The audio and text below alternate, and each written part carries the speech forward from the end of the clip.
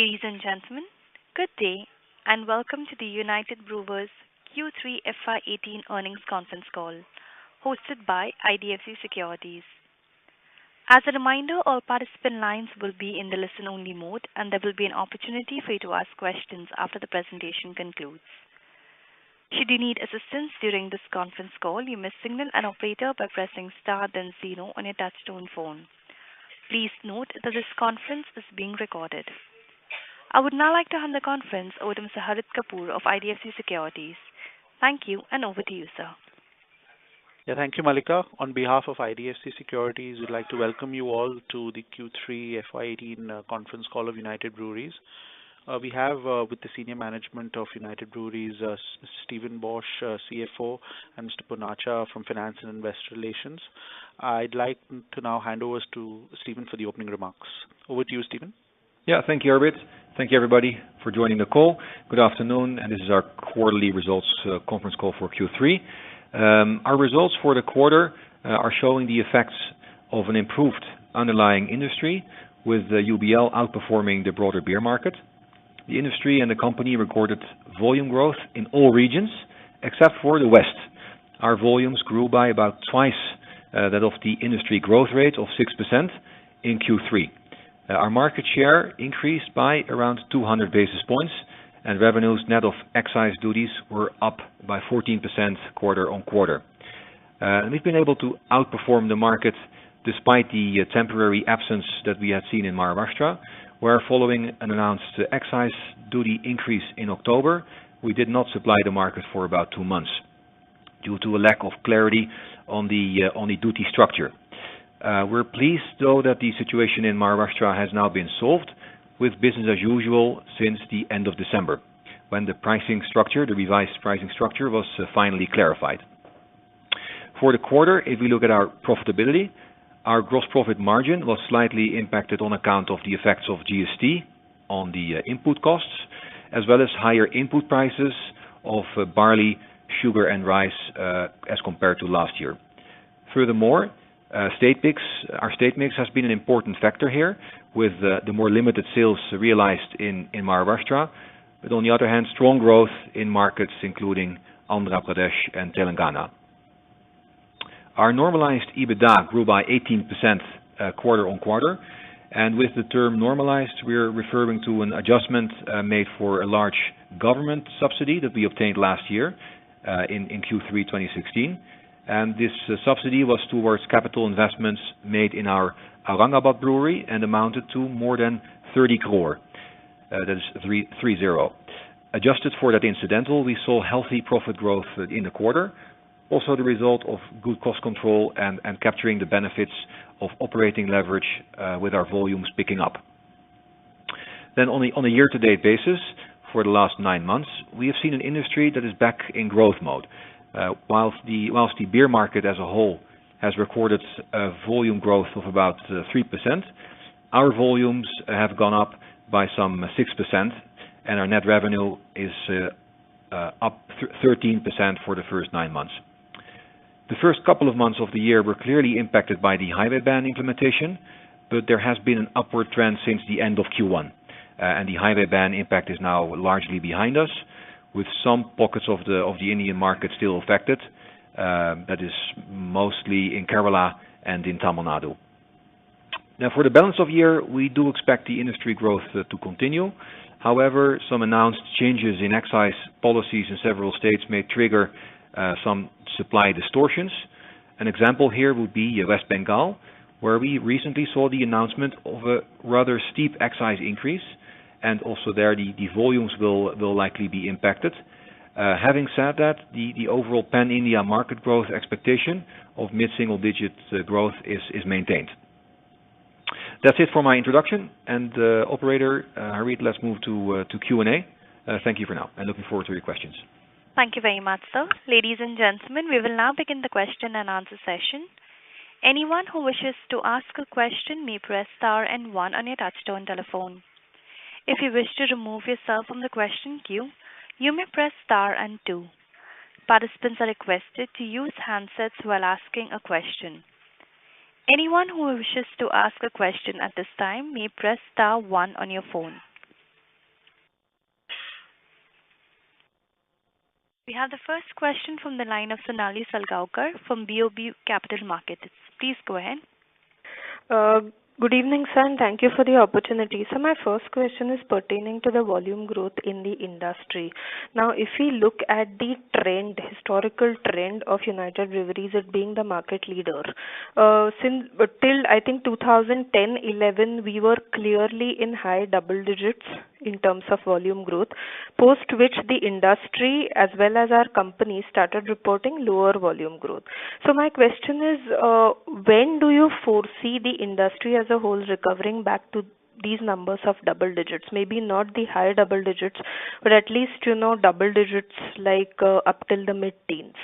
And what could be the triggers leading to that?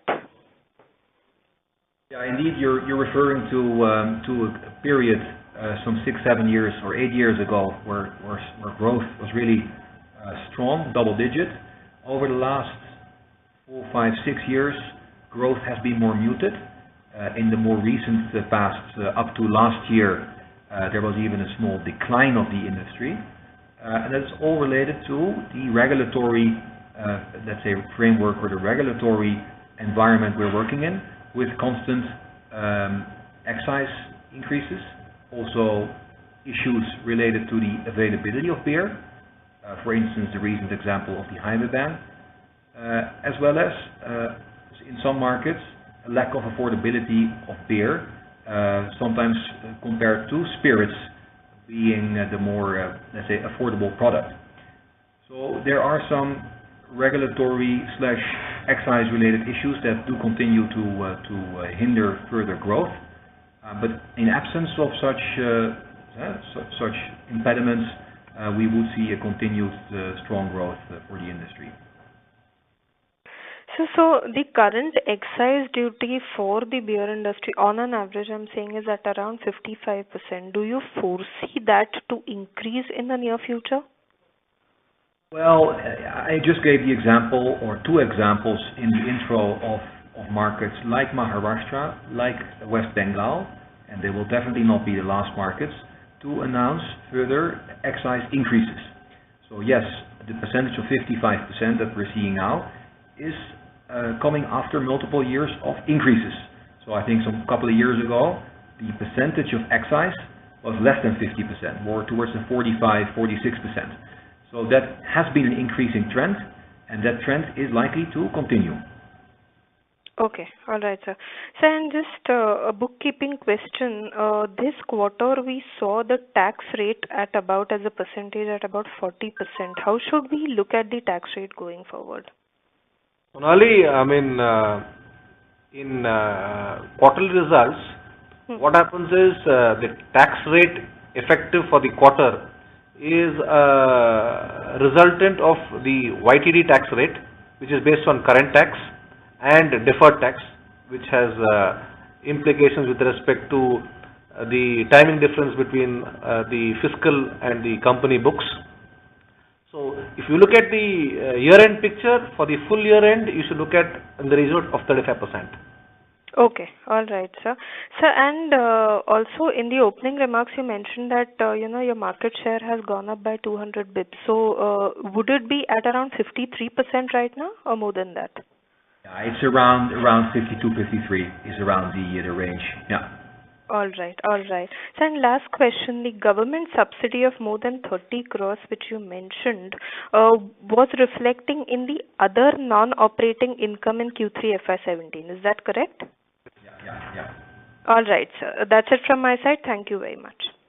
Thank you. Next question is from the line of Ashit Desai from SBI Cap Securities. Please go ahead. Yeah, hi Stephen. Hi Punacha. Hi. Yeah, so first question is again on volume growth. If you look at industry volume growth of 6%, this is on a back of 8% decline last year. So, I mean, that doesn't look too good. So how do you see volumes, industry volumes going forward? And if we were to look at a normalized trend, excluding Maharashtra, if you can give us the volume trends for industry and UBL? Yeah, the volume trend is, as we have expressed, as we have guided before, we would see a continued mid-single digit volume growth for the industry in absence of big shocks like the highway ban, for instance. So that is expected to continue. And of course, Maharashtra is a big market, with UBL not being the only party that wasn't present for most of the quarter in Maharashtra. That has also impacted the volume in the total country. Yeah. So if we exclude Maharashtra, Stephen, what would be the industry and UBL volume growth? Yeah. So again, sort of our guidance for the coming quarters is this mid-single digit growth, and Maharashtra will of course resume somewhat to normal with of course a higher MRP than it was before October. So there also you got to see the impact that needs to be digested by the consumer of this higher price beer. Okay. And secondly, one of the players had mentioned about distribution challenges and changes in UP, Punjab, Haryana. So was there any impact from these markets in this current quarter? And going forward, what is the possible impact that one can expect from these markets? Yeah, when it comes to the impact so far up to Q3, no impact really that we saw in Haryana nor in other markets you mentioned.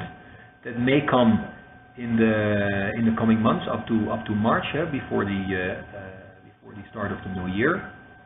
But we still got to see exactly how these policy changes will pan out. That is not yet fully set in stone. Okay. And how large are these markets for us? Well, these markets are like Haryana is not a big market for us, and the same is true for Punjab. They are maybe 1% or 1 or 2. UP is a bigger market.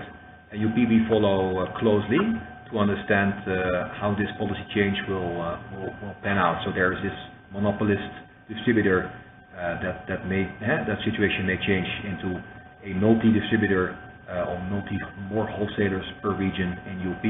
So that may change a bit the situation. But UP is the larger of those markets. Haryana and Punjab are clearly smaller. Okay. And do you see this corporation model turning out better for the industry, or?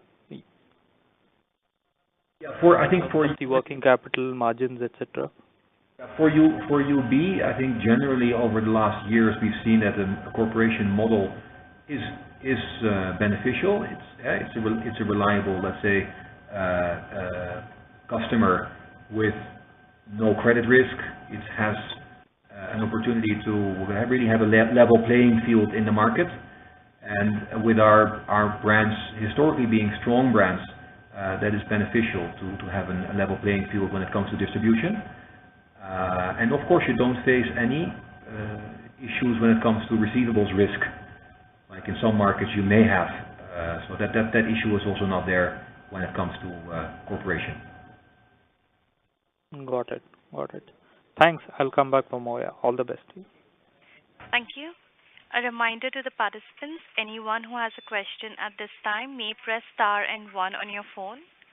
The next question is from the line of Anuj Bansal from Ambit Capital. Please go ahead. Yeah, hi. Just expanding on Ashit's question. So, one of the reasons why some other players have talked about Haryana route to market being an issue is because of the credit risk. So obviously the demand situation remains intact, but they are worried that as some of these wholesalers go out of business, there might be a credit risk. So what is your reading of the situation on that front? So that is the first question. And the second question is for Maharashtra. So exactly when did the sales resume? Did they resume within the Q3 itself, or the resumption happened largely in Q4 as we speak now? Okay, so your first question is around Haryana and the credit risk there. Yes, right. Correct. We do operate today with in a market where you have multiple wholesalers with their regional strongholds. They're run by private individuals, and the collection risk is there, as opposed to a market where you have a corporation. We have over the last quarters been carefully looking at the situation and monitor that credit risk. So we got to see exactly what's going to happen in April. and are actively managing our balance sheet or actively managing that credit risk in the meantime. Secondly, on So if I can just expand on that one, have you changed your collection policy? Because the reason I'm asking is the credit risk which is inherent to the business will be enhanced right now because some of these wholesalers would be anticipating going out of business in few months time, and they might feel less obligated to settle their dues. So not a good thing from their behalf, but this is a practical business risk which might be coming up, that some of these might feel they're not obligated to pay their past dues anymore, and the credit risk which is inherent might actually be enhanced at this point in time. So have you by any chance changed your terms of trade at this point in time? Yeah, we have been extra, let's say, vigilant or careful to not to overextend and really sort of to, per customer, look at the potential risk that's there.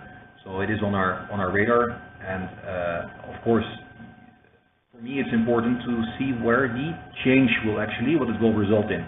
So that's still, the policy is also still to be fully confirmed. Okay. And on Maharashtra then? Yeah, the Maharashtra situation got resolved in the last week of December, so around about the 26th, 26th of December. So there has been some sales, and some primary sales was realized in the last week of the quarter. Okay, so it has not got restocked to the prior levels, but some of it did happen in quarter 3 itself. So whatever destocking would have happened since October, some of it got restocked in the channel in quarter 3 itself, and there might be only some spillover effect in quarter 4 now. Yeah, but it was a very small portion of, you got to then restart breweries, you got to restart your packaging line, so it's, and dispatch it to the market. So in 4 or 5 days we have been able to do what we could, but it clearly has resulted in some further pipeline filling at the start of Q4. Okay, all right, thanks. That's it from my side. Thank you. Ladies and gentlemen, anyone who has a question at this time, please press star and 1 on your phone. Next question is from the line of Amar Kalkundrekar from HDFC Mutual Fund. Please go ahead. Yeah, hi, good afternoon, gentlemen. Thanks for giving this opportunity. So you've made a comment that corporation market is sort of good for you on a relative basis. Can you elaborate on that a little more? I thought you will have more restrictions on or lesser freedom in pricing in those markets. So can you just elaborate that comment, please? Yeah, so even within the corporation model, you have, of course, multiple types of policies.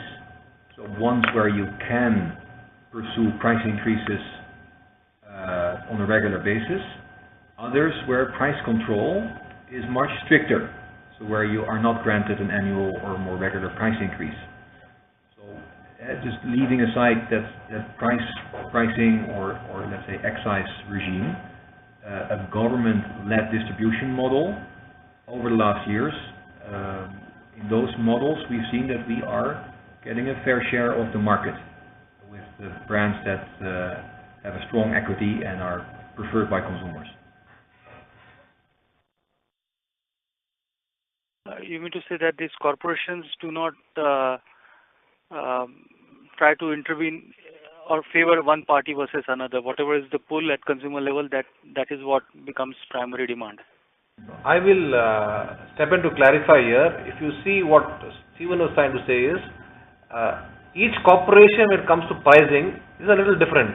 For example, the corporation in Karnataka, the pricing is free to the supplier of beer, meaning there is a particular multiplier wherein if your ex-brewery price is X, what the duty is, what the case special margin is, what is the MRP. So that is there.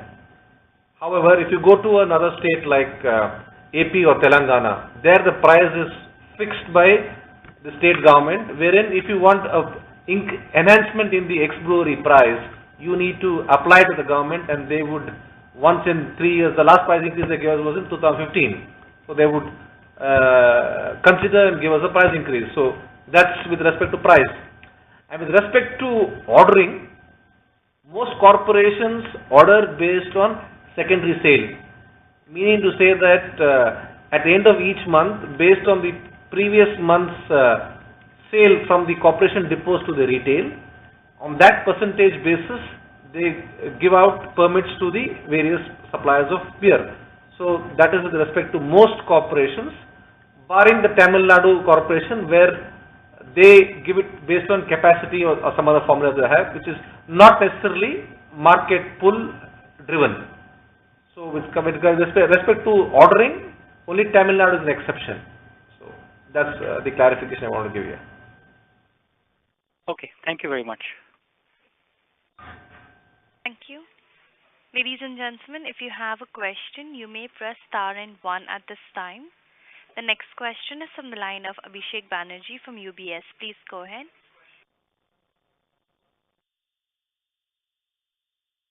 Mr. Banerjee, your line has been unmuted. Please go ahead with the question. Yeah. Hi. Hi there. So just wanted to understand, is there a market share gain for the brewery business overall from the spirits business, given you are actually growing volumes, whereas the spirits business overall would not be? That's one question. And the second is for the corporation model. Could you please explain us what happens to the working capital for the brewer and what happens to the working capital for a retailer? Say when a state is moving from a distributor model to a corporation model. These are my two questions. Thanks. Okay, one is, I would take the second one first, that is, we're talking about working capital block with respect to the government corporations, right? Yes, sir.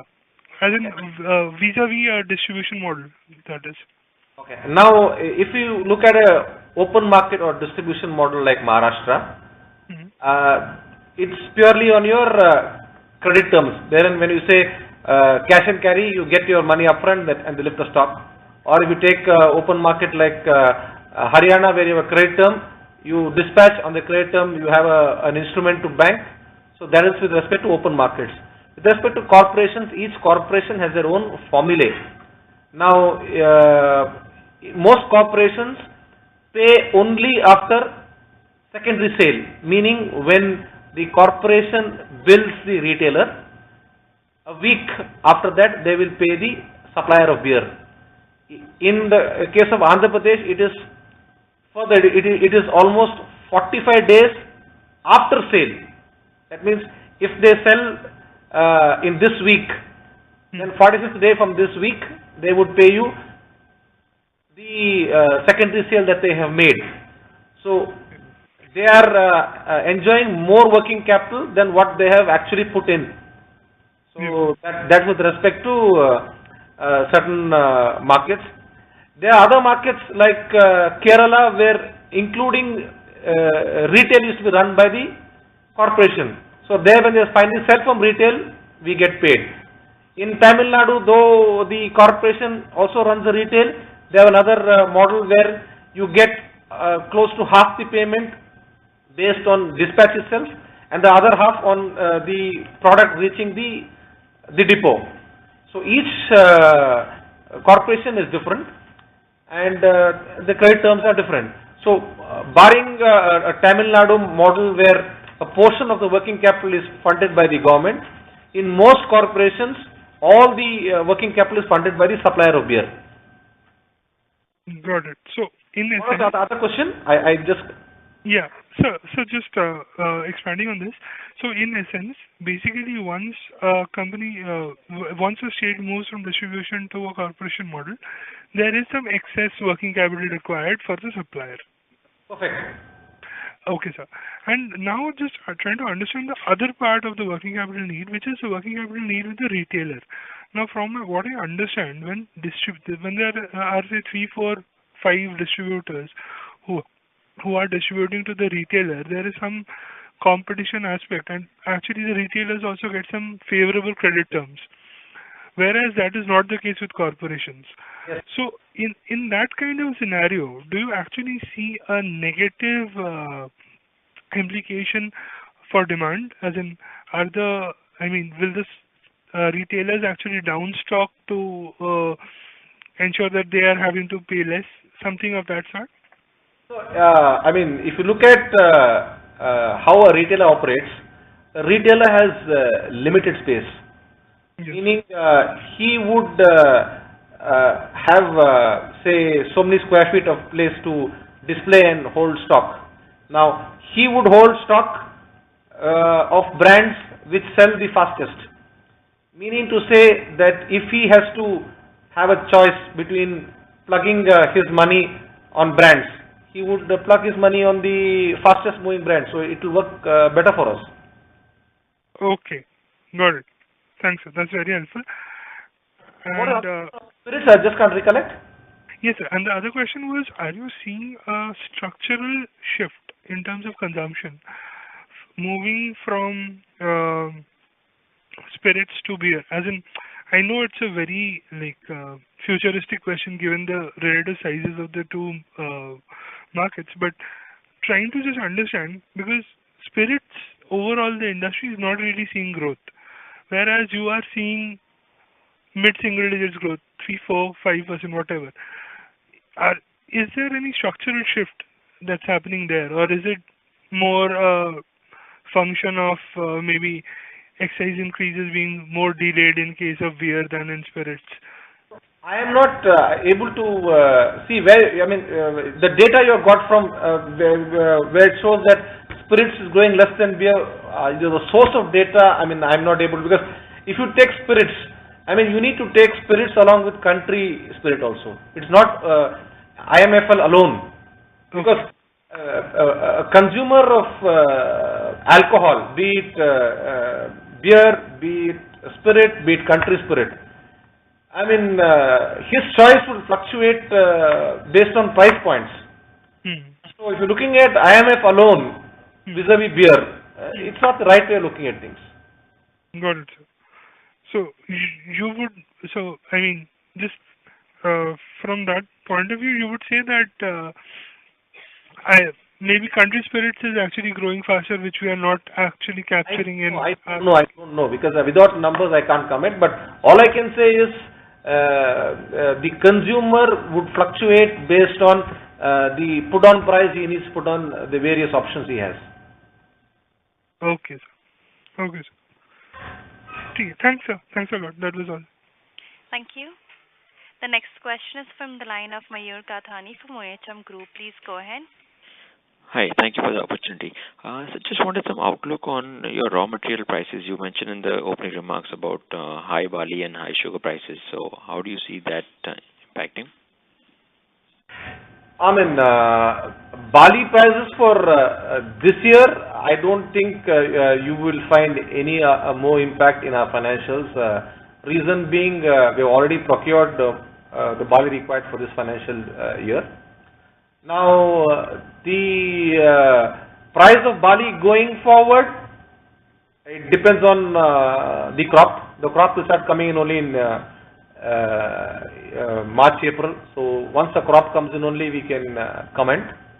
With respect to rice, I think it should be fairly stable, but sugar, there's upward trend. Okay. And just to reiterate, so you mentioned the volume growth for the industry was 3% in the last 9 months, and UB grew 6%. Yes. Year to date. Is that correct?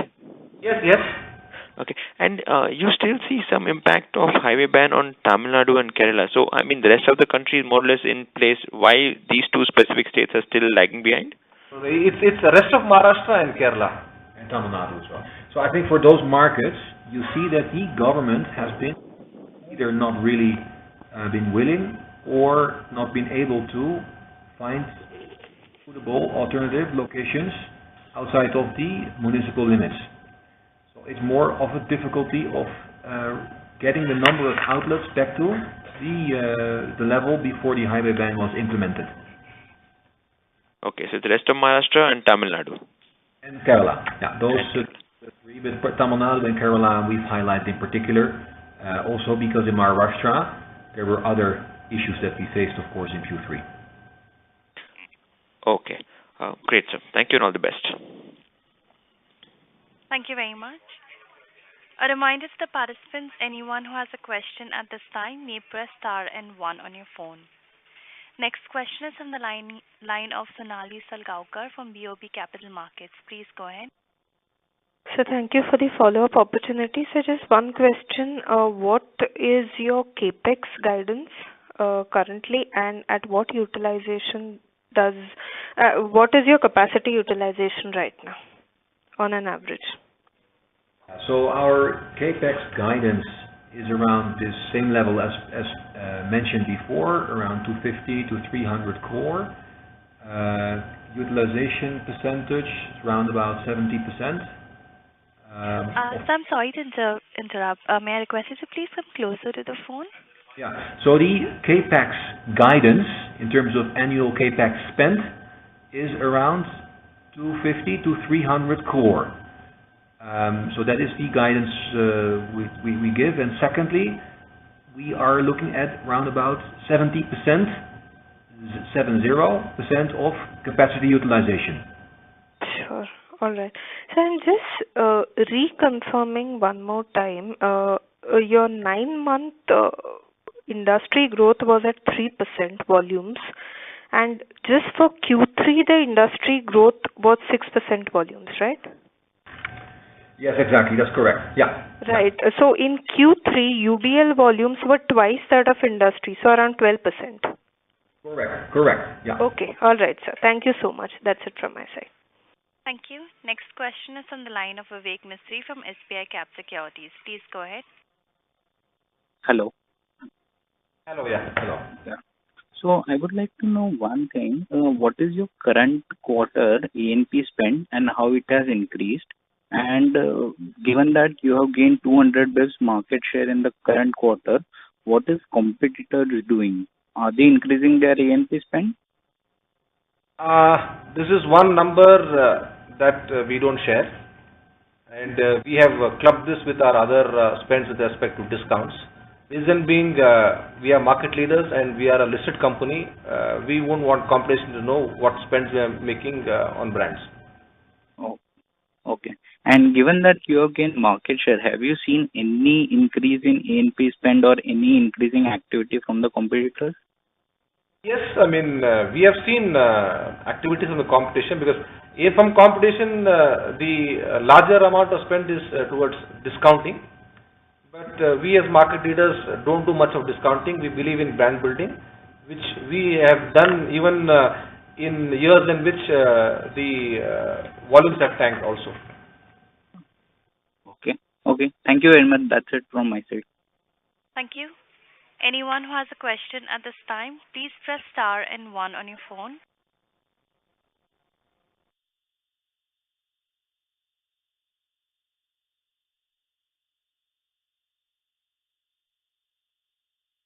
Anyone who wishes to ask a question may press star and one on your phone.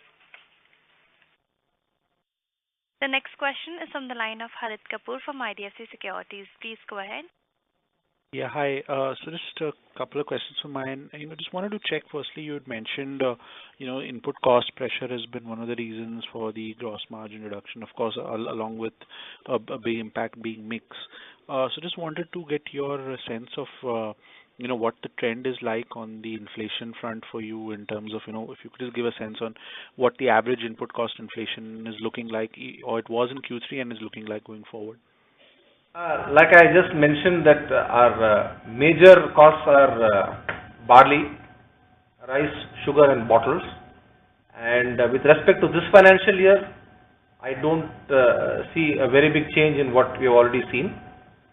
But the coming year we need to see, how the barley crop pans out and how the glass industry, there's a lot of things which you need to look at with respect to glass, because even if you have the returnable bottles, the percentage of new glass that we need to buy. So that is a variant of several external factors which are difficult to predict for more than a quarter.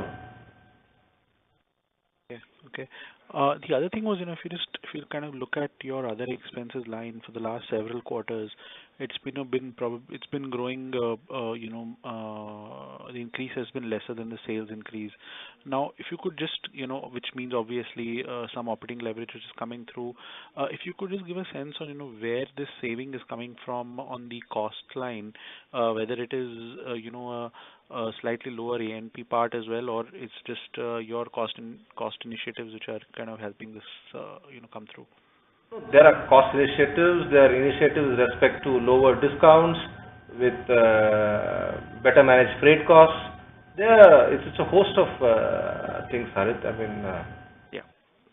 I mean, just to take that point further, if you look at the last, from FY14 to 18, last 4 years, you've seen some pressure on the gross margins because of, inadequate price increases and also the, higher input cost. But, that pressure has not really resulted in a contraction on the EBITDA margin. That's a testament to the kind of, cost initiatives you've taken, as well as, A&P is not going up drastically. Just wanted to get a sense of, how much more is there in the tank to kind of, continue, driving this.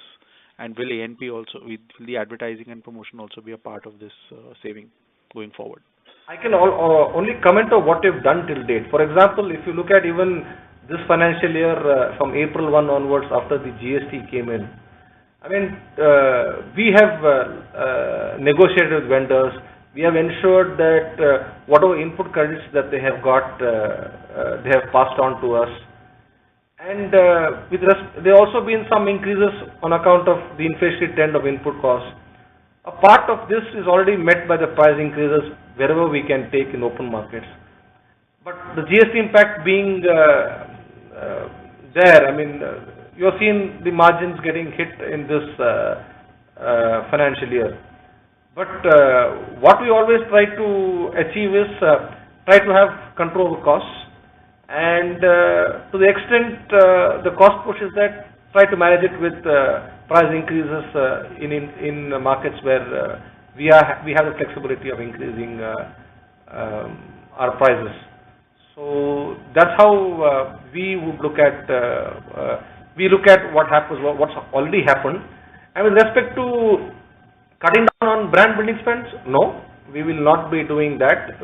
We believe that our biggest assets are our brands, and that's what is driving our business, and that's what is keeping us as market leaders. So we will look at spending on brands in a more rational way, but it will not go downwards. Understood. The other one was on the premium brands growth versus the mid and mass brands. If you look at brands which are, say, Kingfisher Ultra and above, as well as the new launches you have done, whether it's Storm, Buzz, as well as the imported brands. If you could just give a sense on what are the kind of growths in that segment, which is a very small segment for you and for the industry, but what are the kind of growths there versus your average growth? All those brands are growing at high double digit, Harit. They're doing very well, and but the base is very, very small. How much would it be in the overall, in terms of a share now? Would it be, say, 2%, 3%, 4%? What would be? If you look at most of this are in the mild or lager segment. Yes. Look at that itself is about 18-20%. In that, you're looking at if you look at this premium brands, it should be less than. If you look at the overall industry size, percentage and a half. Still a percentage and a half. Okay. Last thing is, if you could just give a sense on what the debt would be now vis-a-vis FY, as compared to March to now. Just give me a minute. I'll just give you the exact number. Sure. The debt is around 440 crores as of December. Okay. That's it from me. Thank you. Thank you. A reminder to the participants, anyone who has a question at this time may press star and 1 on your phone.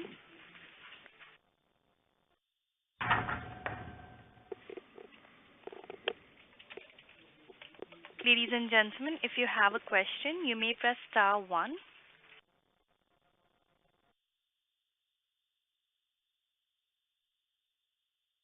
As there are no further questions from the participants, I would now like to hand the conference over to Mr. Harit Kapoor for closing comments.